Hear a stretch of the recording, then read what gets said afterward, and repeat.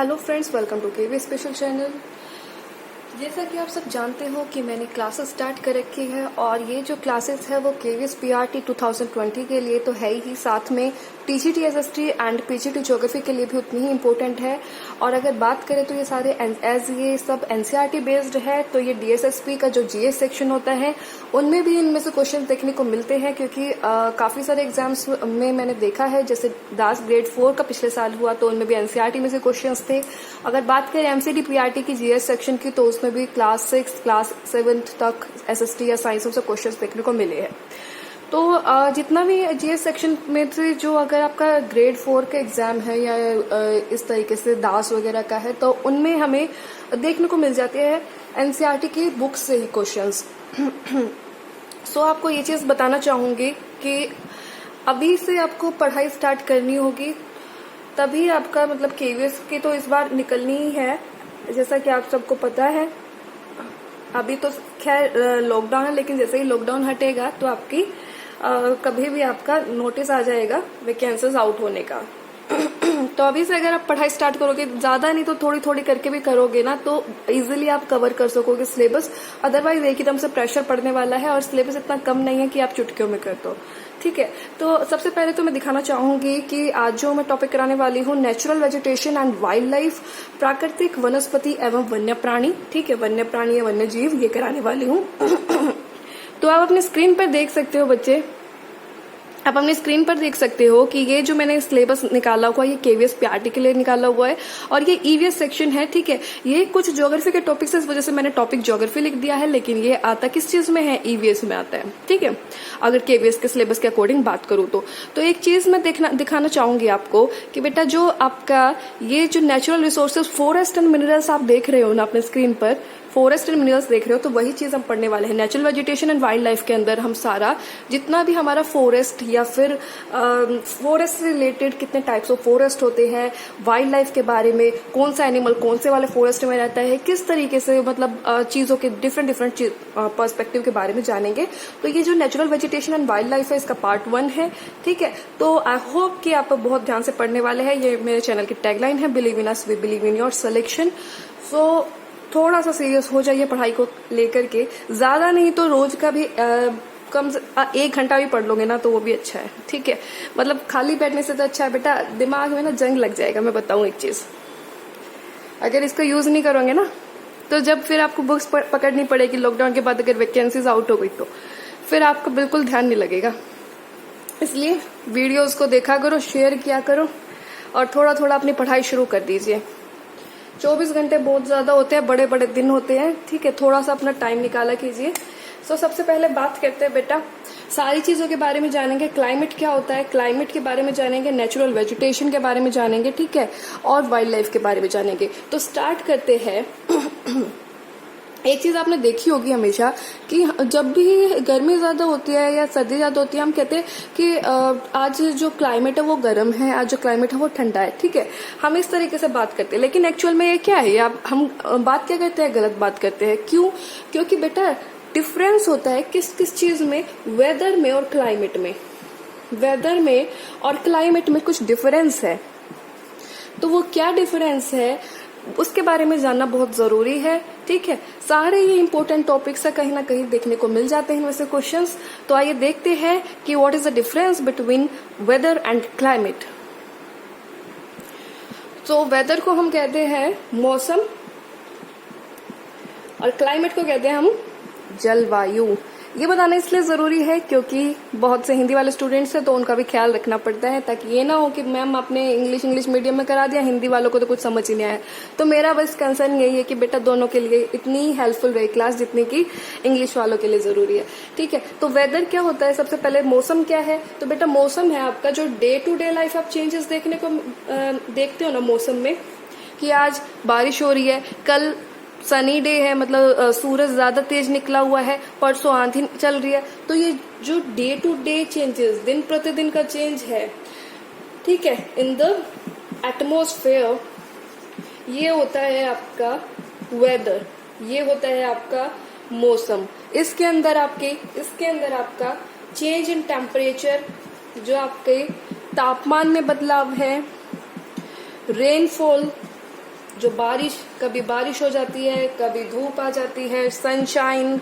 ठीक है, अभी मैंने बताया कि किसी दिन तेज धूप है, अगले दिन देख रहे हैं बारिश हो रही है और हमें था भी नहीं कि भाई बारिश होने वाली है, इस तरीके से। तो वो जो डे टू डे चेंजेस है ना, पूरा दिन प्रतिदिन का चेंजेस है, वो होता है बेटा मौसम। ठीक है, तो अब आप जानना चाहोगे कि जलवायु क्या होता है, फिर हम तो क्लाइमेट बोल देते हैं। कुछ लोग मतलब परसेप्शन है ये कि क्लाइमेट सोच लेते हैं कि ये जो नॉर्मल जो हमारे डे टू डे चेंजेस है ये हमारा क्लाइमेट है, लेकिन बेटा क्लाइमेट जो होता है ना, ये एक ब्रॉड टर्म है, ये एक बड़ी टर्म है। ठीक है, कैसे बड़ी टर्म है, क्या मतलब है क्लाइमेट का, वो जानते हैं। देखिए बेटा, क्लाइमेट जो होता है ना, वो आपका होता तो आपकी वेदर कंडीशन है, दिखाए तो आपका वेदर कंडीशन ही। ठीक है, मौसम का जो ये स्थिति है उसके बारे में ही बताएगा, लेकिन इसमें ये है कि ये जो होगा ना, ये क्लाइमेटिक कंडीशंस मेजर की होती है, मेजर्ड होती है ये। ठीक है, और मैनी ईयर्स, बहुत साल तक रिकॉर्ड रखा जाता है। ओवर 30 ईयर्स कहते हैं इसको, कि 30 साल तक का डेटा कलेक्ट कर लिया जाता है कि इस दिन इतनी ह्यूमिडिटी है, इस दिन इतना टेम्परेचर है, अगर इतना टेम्परेचर हुआ, अगर इतनी ह्यूमिडिटी अब भी हो रही है तो बारिश आ सकती है। अब आप क्या देखते हो कि मौसम विभाग वाले पहले ही न्यूज में बता देते हैं कि 17 तारीख को, या मतलब कोई भी तारीख है कि इस दिन बारिश होने की आशंका है, इस दिन बारिश होने की संभावना। तो वो कैसे बताते हैं, क्योंकि उनके पास क्या होता है, रिकॉर्ड्स होते हैं। और जितनी इजी लैंग्वेज में मैं बता रही हूँ ना, आई डोंट थिंक कि कोई इतनी इजी लैंग्वेज में आपको बताता होगा, तो प्लीज ध्यान से सुनना और ध्यान से समझना। जहां आपको लगे कोई डाउट है तो आप कमेंट बॉक्स में बिल्कुल पूछ सकते हो। क्लास बेटा मैं आपका कमेंट का रिप्लाई भी करूंगी, और अगर पॉसिबल नहीं हुआ तो नेक्स्ट क्लास में आपका डाउट जरूर लूंगी। तो उनके पास क्या होते हैं, जो ये जो मेट्रोलॉजिकल डिपार्टमेंट वाले हैं, वो रिकॉर्ड्स रखते हैं, डेटाज रखते हैं। 30 ईयर्स के करीब उनके पास डेटा होते हैं। तो वो जब उनको सारा पता होता है कि अगर इस दिन इतना तापमान रहा, अगर इतनी ह्यूमिडिटी रही, अगर इतनी हवा चली, तो क्या होगा कि बारिश आ सकती है। इतना अगर मतलब धूप ज्यादा दिख रहे हो, उनके पास डेटाज है, तभी वो डिफरेंट क्या करते हैं, भविष्यवाणी करते हैं। ठीक है, वो कोई भगवान नहीं होते कि उनको पता होता है सब कुछ। और कभी कभी क्या होता है कि ये जो वो भविष्यवाणी करते हैं कि भाई वो डेटाज के अकॉर्डिंग ही करते हैं, लेकिन कभी कभी सेम नहीं होता, कभी कभी नहीं भी आती बारिश, ऐसा भी हो जाता है। लेकिन ये जो होती है ना, ये जो आपकी जो दिखाते हैं कि भाई पॉसिबिलिटी है ऐसा, तो वो डेटाज की और रिकॉर्ड्स की मदद से ही वो लोग बताते हैं। ठीक है, तो this is the main difference between these two. अभी और जानते हैं इसके बारे में। ठीक है, तो बेटा इन्हीं सबको देखते हुए, जैसे कि पूरा ओवरऑल बताते हैं क्लाइमेट, कि एक पर्टिकुलर जगह का कैसा क्लाइमेट है।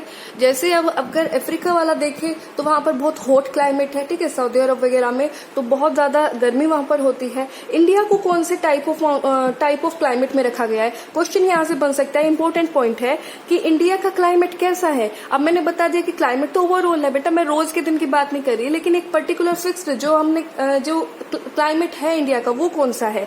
ठीक है, यहाँ ज्यादा ठंड होती है, या यहाँ पर ज्यादा गर्मी होती है, या किस तरीके का क्लाइमेट है। तो बेटा इंडिया को कहा गया है, India has a monsoon type of climate. कैसा क्लाइमेट है, मॉनसून टाइप ऑफ क्लाइमेट है। ठीक है, मॉनसून टाइप ऑफ क्लाइमेट है, याद रखने की जरूरत है। 4 ऑप्शंस में आ सकते हैं। ठीक है, कोल्ड, हॉट, विंटर, समर, कुछ भी, मतलब 4 ऑप्शंस बना देंगे मॉनसून, लेकिन मॉनसून होगा आपका राइट आंसर। अब थोड़ा सा और इसके बारे में इंफॉर्मेशन जानते हैं इसके बारे में। ठीक है, तो बेटा जो मॉनसून है ना, जो मॉनसून वर्ड है आपका, ये जो डिराइव हुआ है ना, ये एक अरेबिक वर्ड से डिराइव हुआ है मॉनसून वर्ड। तो अरेबिक वर्ड कौन सा था वो था मौसम इससे निकला है। और मौसम, ये जो मौसम है, इसका मीनिंग होता है बेटा सीजन्स। क्या होता है इसका मीनिंग, सीजन्स होते हैं। ठीक है, सो अगर जैसे इंडिया की लोकेशन देखें, जैसे कि हमारे जो इंडिया की लोकेशन है वो ट्रॉपिकल रीजन में है, तो इस वजह से यहाँ पर क्या होती है, जो ज्यादातर वर्षा जो होती है ना, ज्यादातर बारिश इंडिया में किसकी वजह से होती है, मॉनसून की वजह से होती है। इसी वजह से इंडिया का जो क्लाइमेट है वो कौन सा कंसिडर किया गया है, India has a monsoonal type of climate. I hope कि आपको समझ आ रहा होगा। ठीक है, और जो हिंदी वाले स्टूडेंट है तो इसको बेटा लिखा है। ये क्या लिखा है, कौन सा शब्द है अरब का, मौसम शब्द है। और ठीक है, और इसका जो अर्थ होता है सीजन्स या फिर मौसम होता है। ठीक, और जो मैंने बताया कि इंडिया की जो लोकेशन है, इंडिया कौन से रीजन में लाई करता है, ट्रॉपिकल रीजन में लाई करता है। और जो ट्रॉपिकल है उसको कहते हैं उष्ण कटिबंधीय, उष्ण कटिबंधीय क्षेत्र में लाई करता है। इस वजह से मानसून की पवन की वजह से यहाँ पर ज्यादा बरसात होती है, यही बताया गया है अभी। ठीक है, सो अब सीजन्स के बारे में जानते हैं कि इंडिया के अंदर कितने टाइप्स ऑफ सीजन्स है। ठीक, तो इसको मैं रब कर रही हूँ, अगर आप चाहो तो स्क्रीनशॉट ले सकते हो इसका। तो सीजन्स को देखने से पहले कि कितने प्रकार के भारत में मौसम है, उससे पहले एक और इम्पोर्टेंट पॉइंट जानने की जरूरत है। वो ये है कि जो हमारी जो जलवायु है, कोई भी जलवायु है, वो किन किन कारकों से प्रभावित होती है। ठीक है, किस किस चीज से प्रभावित होती है। तो बेटा वो 4 चीजों से प्रभावित होती है। हो सकता है ये एक एमसीक्यू फॉर्म में दे दे कि इनमें से कोई 3 दे दे ऑप्शंस, और चौथा कोई कुछ गलत दे दे। ठीक है, और उनसे कह दे कि कौन सा ऐसा है कि जिसकी वजह से हमारी जो जलवायु है वो अफेक्ट नहीं होती, वो प्रभावित नहीं होती। और हो सकता है कि आपको चारों दे दे और 5वें ऑप्शन लिख they all of the above. ठीक है, कुछ भी क्वेश्चन बन सकता है आपका, या 3 गलत दे दे 1 सही दे दे तो उसको छाटना, मतलब एमसीक्यू फॉर्म में ये आ सकता है। तो क्लाइमेट ऑफ अ प्लेस, कोई भी किसी भी जगह की जो जलवायु है वो 4 तरीकों से प्रभावित होती है। पहली है कि कोई भी जगह है उसकी लोकेशन कैसी है, दूसरा ऑल्टीट्यूड, तीसरा डिस्टेंस फ्रॉम सी, और चौथा रिलीफ। ठीक है, ये जो 4 चीजें हैं इनकी वजह से किसी भी जगह की, किसी भी स्थान की जलवायु, ठीक है, चाहे वो, इसको कहेंगे आप स्थिति, कि स्थिति कैसी है, उसकी ऊंचाई कितनी ऊंचाई पर है। जैसा कि आपको पता है कि अगर ऑल्टीट्यूड ज्यादा होगा, ऊंचाई पर ज्यादा होगा, तो वहां पर क्या होता है, टेम्परेचर आपको लो मिलेगा। नेक्स्ट, समुद्र से उसकी कितनी दूरी है। आपको पता है कि समुद्र के नियर बाय जितने भी एरिया होते हैं, चाहे वो मुंबई है, चाहे वो कोलकाता है, ठीक है, जो सी के अराउंड जितने भी एरियाज है वहां पर क्या होती है, ह्यूमिडिटी बहुत हाई होती है। ठीक है, उमस बहुत ज्यादा होती है। ठीक है, एक चीज आपको पता होगी। नेक्स्ट है रिलीफ, ये समुद्र से दूरी हो जाएगा बेटा, और रिलीफ को कहते हैं उच्चावच। क्या कहते हैं, उच्चावच। अब सोच रहे हो कि ये उच्चावच क्या है या फिर ये रिलीफ क्या है। तो रिलीफ बेटा होता है कि कोई भी अगर जगह है ना, तो उसकी एलिवेशन और जो स्लोप, मतलब कि वो कितनी ऊंचाई पर है, या जैसे कितनी उठी हुई है, या स्लोप मतलब कितनी नीचे है। ठीक है, डिप्रेशन या एलिवेशन, कि उसकी ऊंचाई पर है कोई जगह या फिर नीचे खाई की, मतलब खाई कह देते हैं, नीचे मतलब स्लोपी एरिया में है। ठीक है, तो उसके ऊपर भी क्लाइमेट जो है हमारा वो डिपेंड करता है। तो ये जो 4 चीजें हैं ये बहुत इंपॉर्टेंट है, और ये आपको ध्यान देनी चाहिए, एग्जाम पॉइंट ऑफ व्यू के अकॉर्डिंग भी बहुत इंपॉर्टेंट है। इसको मैं रब कर रही हूँ, और बढ़ते हैं कि भारत के कितने सीजन्स है उनकी तरफ। कितने सीजन्स है भाई, बताओ। तो हमारे अकॉर्डिंग टू इंडिया के कितने सीजन्स है, तो India has 4 major seasons. 4 major seasons, इक्का दुक्का तो ऐसा पाएगा जो सिर्फ 2 ही कह रहा होगा कि भाई एक गर्मी एक सर्दी, 2 ही है। लेकिन बेटा कितने एक्चुअल में आपके 4 है मेजर सीजन्स जो हमारे इंडिया के हैं, वो 4 है। अब ये 4 कौन कौन से हैं उनके बारे में जानते हैं। पहला है हमारा कोल्ड वेदर सीजन। ठीक है, कोल्ड वेदर सीजन, या फिर जिसको आप क्या कहते हो, विंटर्स कहते हो, सर्दी कहते हो। ठीक, फिर दूसरा है हमारा hot weather season. Hot weather season जिसको हम ग्रीष्म ऋतु या फिर गर्मी या फिर समर कहते हैं। नेक्स्ट, थर्ड है हमारा साउथ वेस्ट मॉनसून सीजन। और ये जो साउथ वेस्ट मॉनसून सीजन है ना बेटा, रीडेबल है ना, जो थोड़ी सी राइटिंग अच्छी नहीं आई। साउथ वेस्ट मॉनसून सीजन जो आपका है, इसी को हम क्या कहते हैं, रेनी सीजन या फिर वर्षा ऋतु कहते हैं। क्या कहते हैं, रेनी सीजन या फिर वर्षा ऋतु। क्योंकि हमारे जो कंट्री है भारत में 70 से 80% वर्षा किसकी वजह से होती है, साउथ वेस्ट मानसून की वजह से होती है। ठीक, और जो लास्ट रह गया हमारा वो है रिट्रीटिंग मानसून का सीजन। रिट्रीटिंग मानसून ये चौथा हमारा। ठीक, तो बेटा जो कोल्ड वेदर है, सर्दी, गर्मी, वर्षा ऋतु और शरद ऋतु, ये 4 तरीके की हमारी ऋतु होती है। ऑटम, ठीक है, रिट्रीटिंग मानसून को हम ऑटम सीजन भी कहते हैं, पतझड़ भी कहते हैं। ठीक है, शरद ऋतु। सो अब इनका जानते हैं कि कौन कौन से मंथ्स में कौन कौन से सीजन फॉल होते हैं और थोड़ी सी इनकी कैरेक्टरिस्टिक्स जानेंगे। आपको पता तो है ही, लेकिन थोड़ा सा ब्रीफली इसको भी देखेंगे। तो बेटा जो आपका हमारा विंटर का सीजन है वो रहता है दिसंबर से लेकर के फरवरी के महीने तक। ठीक है, दिसंबर, जनवरी, फरवरी, ये 3 महीने आ जाएंगे। फिर गर्मी की बात करें तो मार्च से लेकर के जुलाई तक का सीजन, मार्च, अप्रैल, मई, जून, जुलाई। ठीक है, मार्च टू जुलाई है ये मत सोचना मार्च टू जुलाई है सिर्फ। ठीक, एक्स्ट्रा दिमाग नहीं लगाना है। So next, south west monsoon season या फिर रेनी सीजन हमारा है जून से लेकर के मार्च टू मई है बेटा, ये मार्च टू मई है। मैं भी सोच रही इतना कैसे हो गया, मार्च, अप्रैल, मई, ये 3 महीने। ठीक है, और ये हो जाएगा आपका जून से लेकर के सितंबर तक, जून, जुलाई, अगस्त, सितंबर, ये आपका रेनी सीजन हो जाएगा। और आपका जो ये रिट्रीटिंग मानसून वाला हो जाएगा, ये हो जाएगा आपका अक्टूबर से लेकर के नवंबर तक। ठीक, तो बेटा ये 4 सीजन्स हैं, इनके बारे में अब थोड़ा सा जान लेते हैं कि कोल्ड वेदर में क्या होता है, हॉट वेदर में क्या होता है। देखिए कोल्ड वेदर में क्या होगा, ये विंटर सीजन में हमारी जो कूल और ड्राई विंड्स है ना, ठंडी हवा, ठंडी और सूखी हवा इसमें बहती है, जिसकी वजह से क्या होता है, तापमान हमारा, टेम्परेचर क्या होता है हमारा, टेम्परेचर दिख नहीं रहा है ना, 1 मिनट। जो विंटर्स होती है उसमें हमारी कूल और ड्राई विंड्स ब्लो करती है, और जिसकी वजह से हमारा जो टेम्परेचर है वो लो होता है, और इस वजह से ही हमें सर्दी लगती है।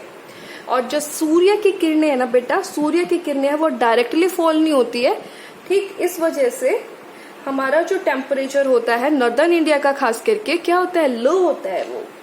हॉट वेदर सीजन की बात करें या गर्मियों की हम बात करें तो इसमें क्या होता है कि जो सनरेज है वो एक रीजन पर फॉल होती है। ठीक है, डायरेक्टली या फिर लेस डायरेक्टली, और फिर उसकी वजह से क्या होता है कि हमें गर्मी लगती है और टेम्परेचर क्या हो जाता है, हाई हो जाता है। और इसमें जो हमारी गर्म और सूखी हवाएं, हीट एंड ड्राई विंड जो ब्लो करती है, हीट एंड ड्राई विंड जो ब्लो करती है, उसको हम लू भी कहते हैं कि गर्मियों में क्या चलती है, लू चलती है। ठीक है, साउथ वेस्ट मानसून या फिर रेनी सीजन वाले की बात करूं तो बेटा इसमें क्या होता है कि हमारा जो ये जो इस सीजन में जो रेन होती है, वर्षा होती है, वो advance onset and advance of monsoon, monsoon की वजह से होती है। मैंने अभी भी बताया है आपका, जो हमारा जो Arabian sea and bay of Bengal, Bengal की खाड़ी और अरब सागर वाला जो हिस्सा है बे ऑफ बंगाल से हमारी क्या होती है, हवा बहनी स्टार्ट होती है। ठीक है, हवा बहनी स्टार्ट होती है, और वो जो हवा है वो लैंड की टुवर्ड्स बहती है, मतलब ऊपर की तरफ आती है। ठीक है, ओशंस में से ऊपर की तरफ आती है, और इनके अंदर बहुत सारी है अपने साथ क्या लेके आती है, नमी लेके आती है, मॉइस्चर इनके अंदर बहुत ज्यादा होता है। और जैसे ही ये माउंटेन से, किसी भी माउंटेन से टकराती है और वहां पर एक तरीके से ऑब्स्ट्रक्ट हो जाती है, तो वहां पर बहुत से तेजी से क्या हो जाती है, बारिश हो जाती है। ठीक है, नेक्स्ट बात करते हैं, जैसे दिल्ली वगैरह में बात करें तो अरावली रेंज की वजह से बरसात होती है। रिट्रीटिंग मानसून की बात करूं तो रिट्रीटिंग मानसून क्या होता है हमारा, कि जो हमारी जो ये विंड्स है फिर ये वापस जो जाती है, ठीक है, ये जो बेटा वापस जाती है मेनलैंड से वे ऑफ बंगाल और अरेबियन सी में जब ये जाती है तो इनको हम रिट्रीटिंग मानसून कहते हैं। और इसकी वजह से क्या होता है कि जो साउथ का हमारा जो एरिया है, हमारा जो दक्षिणी भारत के राज्य है तमिलनाडु में और आंध्र प्रदेश में, यहाँ पर जोरदार बरसात होती है। ठीक है, रिट्रीटिंग मानसून अक्टूबर नवंबर के महीनों में तमिलनाडु और आंध्र प्रदेश में रिट्रीटिंग मॉनसून की वजह से क्या होती है, जोरदार बरसात होती है। और जो हिंदी वाले बच्चे हैं बेटा, ये कुछ नहीं है, दक्षिण पश्चिम मानसून की बात यहाँ पर की है मैंने। और ये जो बात की है, ये जो मानसून जो लौटती है ना, रिट्रीटिंग मानसून का हिंदी में सरल मीनिंग है कि मानसून का लौटने का समय। ये मत सोचना कि ये रिट्रीटिंग वर्ड क्या है, कुछ नहीं है ये, ठीक है। मानसून जब लौटती है तो अक्टूबर नवंबर में, तो ये बेटा जो मेनलैंड, पहले तो ये जो अरेबियन सी से बे ऑफ बंगाल से, बंगाल की खाड़ी से जो ये मेनलैंड में आएगी, और फिर जब लौटती है अक्टूबर नवंबर के महीनों में, तो ये तमिलनाडु और आंध्र प्रदेश में इसकी वजह से जोरदार बरसात होती है। तो यही बताया है मैंने, ये मानसून के लौटने का समय है। कोई ज्यादा टेंशन नहीं लेने की कौन सा वर्ड है या हमें समझ नहीं आ रहा है, ऐसा कुछ नहीं है, ठीक है। तो ये 4 तरीके के हमारे सीजन्स हैं, भारत के 4 प्रमुख सीजन आपने देखे अभी। चलिए आगे बढ़ते हैं, अगर स्क्रीनशॉट लेना है तो ले सकते हो। नेक्स्ट हम जानते हैं नेचुरल वेजिटेशन के बारे में, या फिर प्राकृतिक वनस्पति के बारे में क्या होता है, ठीक है। थोड़ा सा इसका इंट्रोडक्शन देख लेते हैं। बाकी जो हमारे जो फॉरेस्ट के टाइप्स वगैरह है वो पार्ट 2 में होंगे, और वो कल क्लास लूंगी उसकी। तो इसका इंट्रोडक्शन बता देती हूँ, नेचुरल वेजिटेशन क्या होती है या फिर प्राकृतिक वनस्पति क्या होती है। तो बेटा जो भी आपकी जो घास है या फिर झाड़ी है या फिर पेड़ है, ये बिना मनुष्यों की सहायता के अपने आप जो उग जाते हैं ना, उन्हीं को हम प्राकृतिक वनस्पति कहते हैं, ठीक है। उन्हीं को हम क्या कहते हैं, प्राकृतिक वनस्पति कहते हैं। पेड़ पौधे एक्सेट्रा जो हमें नहीं लगाने पड़ते, ये खुद उग जाते हैं। तो वो क्या होते हैं, वही तो फॉरेस्ट बन जाते हैं। फॉरेस्ट में आप थोड़ी ना पेड़ उगा के आते हो, तो खुद अपने आप ही हरे भरे होते हैं, ठीक है। तो वही है कि बिना मनुष्यों के सहायता के जितने भी सहायता के घास झाड़ी पेड़ पौधे खुद जो उग जाते हैं, उन्हीं को हम क्या कहते हैं, प्राकृतिक वनस्पति कहते हैं। बहुत इजी लैंग्वेज में समझा रही हूँ, आई होप कि आपको समझ आ रहा होगा। और अगर इंग्लिश की बात करूँ तो ग्रासेस श्रब्स, झाड़ी को क्या कहते हैं हम, श्रब्स और हर्ब्स आपने काफी पढ़ा होगा। Trees, so grasses, shrubs, trees which grow on their own without the help of human beings is called natural vegetation।